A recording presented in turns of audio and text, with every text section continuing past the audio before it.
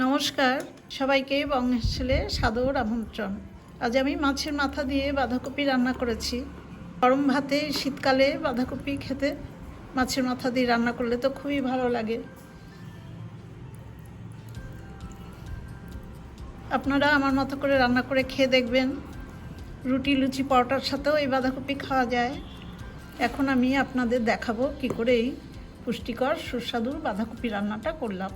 রান্নাটা করবার জন্য আমি প্রথমে গ্যাসের উপরে লো টু মিডিয়াম আছে একটা কড়াইতে 3 টেবিল চামচ সর্ষের তেল দিয়েছি। তেলটা গরম হয়ে গেছে।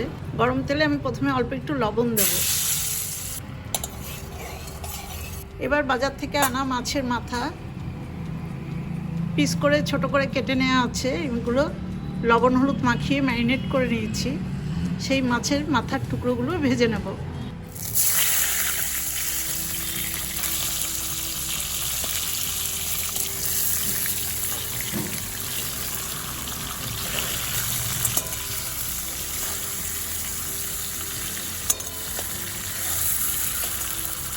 এই মাছের মাথার টুকরোগুলো আমি এপিট ওপিট করে খুব ভালো করে ভেজে নেব।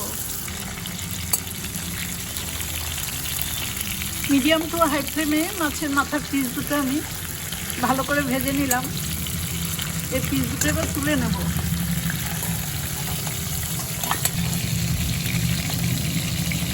এবার বাকি তেলে আমি আরও দুটো পিস আছে মাথার, সেই পিস দুটো দিয়ে দেবো।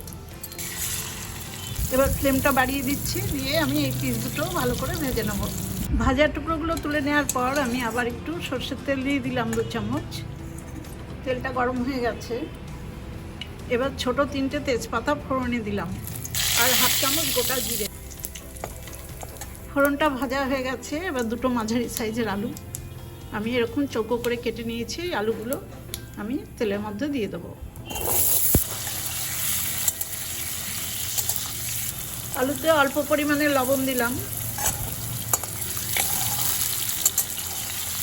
মিডিয়াম আছে প্রায় 2-3 মিনিট সময় নিয়ে আমি আলুটা খুব ভালো করে ভেজে নিলাম। এবার মশলা দেব।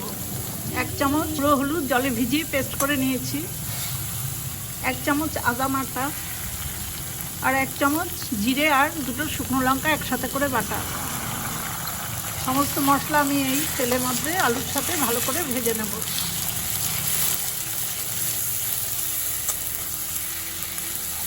এবার তরকারির পরিমাণে দেখুন 1 চামচ লবণ দিয়ে দিলাম। মশলা কষানো হয়ে গেছে, তেলটা আলাদা হয়ে এসছে। এবার বাঁধাকপি কুচিয়ে রেখেছি ভালো করে, বাজার থেকে আনার পরে খুব ভালো করে ধুয়ে বাঁধাকপিটা কেটেছি, পরে আর জল দিইনি বা ধুইনি। সেই বাঁধাকপিগুলো দিয়ে দিলাম।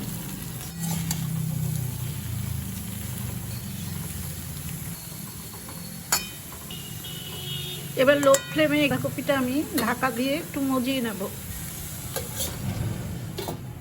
প্রায় 5 মিনিট পর আমি ঢাকাটা খুলে দেখাচ্ছি। মাঝে একবার আমি খুলে একটু নেড়ে দিয়েছি।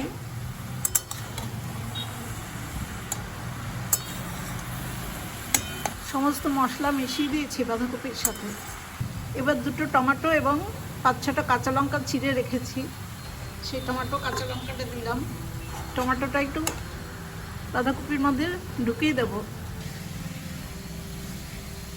মাছের ভেজে রাখা মাথার টুকরোগুলোও দিয়ে দিলাম। আর দিলাম 250 গ্রাম মটরশুঁটি এরকম ছাড়িয়ে।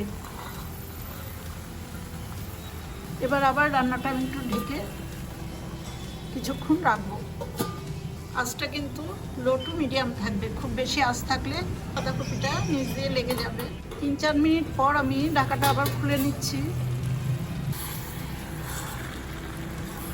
দেখুন জল না দিলেও বাঁধাকপির থেকে অনেকটা জল বেরোয়, কারণ এখন শীতের নতুন বাঁধাকপি কচি অবস্থায় অনেকটাই জল বেরিয়ে আসে।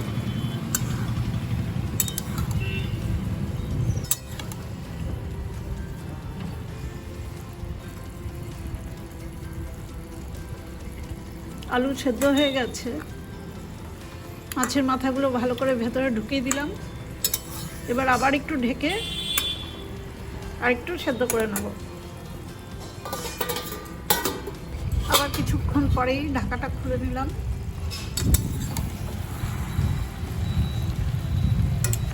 এবার ভালো করে নেড়ে সব মিশিয়ে দেব।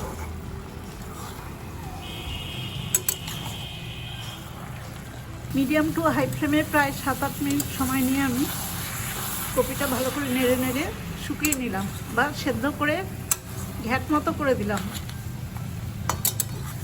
খুব ভালো নরম হয়ে গেছে।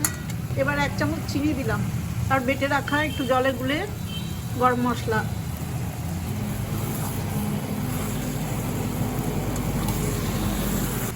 চিনি আর গরম মশলাটা এবার ভালো করে মিশিয়ে দেব।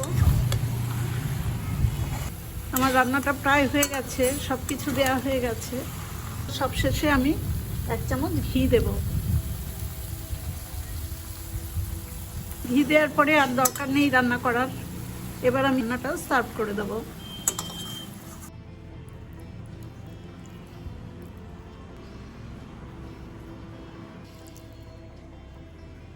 দেখুন বাঁধাকপিটা আমি একটা প্লেটে সার্ভ করে দিচ্ছি। আপনারা এইভাবে রান্না করে খাবেন, খুব ভালো লাগবে।